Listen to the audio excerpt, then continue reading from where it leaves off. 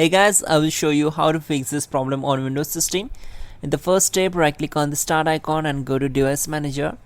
Then we need to expand the network adapters.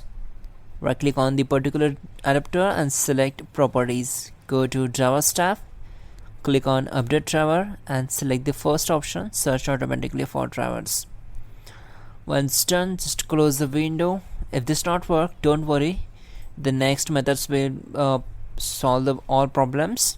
So type here cmd, right click on it and select run as administrator, select S.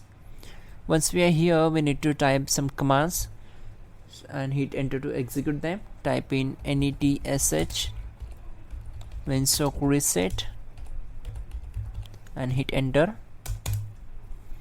Once done, type in ipconfig space / flush DNS and hit enter. Then type in ipconfig space / renew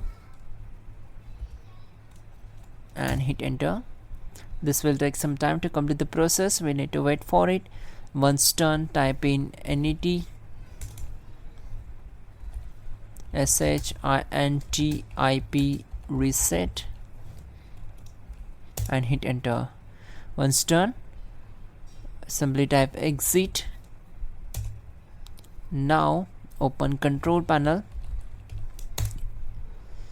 then go to network and internet, select network and sharing center, click on your internet connection, go to its properties, select internet protocol version 4, that is IPv4, open its properties, and we need to select this option, obtain DNS server address automatically. Then click on OK and check out the problem is solved or not.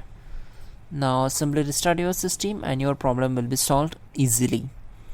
That's it guys. You can also check out our description link to fix this issue quickly and effectively. And yeah, don't forget to like the video. Please do subscribe the channel.